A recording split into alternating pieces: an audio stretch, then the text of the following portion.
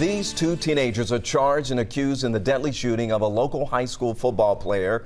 They had their first appearance before a judge today. Both were denied bond and then signed extradition papers to return to Georgia next week. On Wednesday, 18-year-old Elijah DeWitt was shot and killed outside the Dave & Buster's in Lawrenceville. The 11 Alive's Joe Ripley has more details on what's going to happen next. Well, I don't know how else you go through this, right? I mean, as a parent myself and watching some of these videos, I don't know how these kids, I just, sometimes I'm at a loss for words. I mean, I don't, it's a tragedy on both ends. You got a kid that passed away being shot, got in a fight with these guys. Nobody knows the motive. I'm sure this escalated. Maybe they know him from school, or they called him some vulgar names, or whatever. Hey, give me that food, or give me your car keys, or, you got a nice looking girlfriend. I mean, you kind of speculate what went on. It doesn't really tell you a motive yet. I haven't heard one. And you just got to feel for these parents, man. I'm telling you, the girlfriend's probably crying. That's going to be a lifelong, lasting, just gut-wrenching feeling. The parents are going to go through this. Apparently, the dad said he forgives these guys for shooting them. Killing his son. That works well when you're in shock. You're in shock until you bury your son. And then after you go home, all the excitement's down. You wake up the next morning and you're angry. You stay angry forever. Really. You ask all these questions. Why didn't it happen to someone else's kid? Why did it happen to mine? There's a ton of kids out in the world that this can happen to. Why my son? Things like that. So apparently the dad forgave these kids. I don't know why the dad's forgiven them.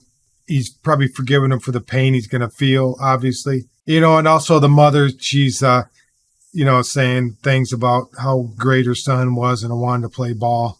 He really just encompassed that dream and nothing. He loved football, and he was ready and willing to do whatever it takes to go. He was very tender, and he loved people. Elijah was the kindest soul. He was so full of life and love, and he was courageous. But it takes you back to these two other kids, these two black kids that shot him. Mr. Richardson.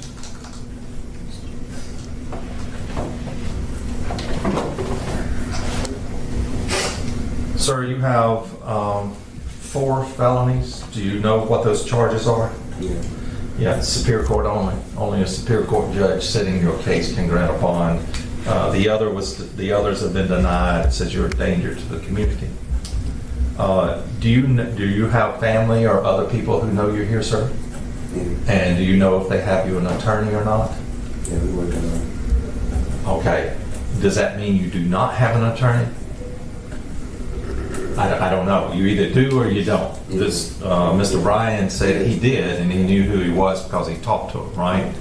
If you haven't talked to an attorney, or if your family hasn't retained one, I'll be glad to appoint you one if you wish. Okay, I got one. Pardon me? Got one. You're positive?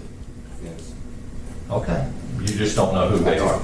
I haven't spoken to him yet, but I got one. Okay. Fair enough. Man, you could tell that both of them, especially the guy that I played most of the video of, it's a sad sight. You could take that attitude. He's a small guy. You take that into prison for the rest of his life. He will serve a life term probably. He looks like he's the guy that pulled the trigger. He's got that attitude to him.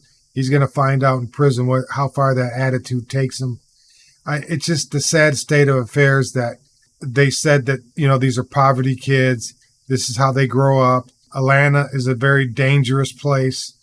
And sometimes you just got to keep your mouth shut, or you got to be in certain areas, or you stay away from certain areas. I don't know how you prevent these things from happening, but, you got to put yourself in a place where, young kids or parents, you got to put your kids in an environment where they're not in a hostile environment like that, or tell them that mind your own business. Maybe he did. I don't know. I'm just speculating all these things. You try to tell you parents what you should do. And man, my God, you can be walking down the street and in the middle of the rural America and somebody wants to fight you. So there's no rhyme or reason to this. I don't know. Maybe this white kid provoked him. Maybe he said some crap to him.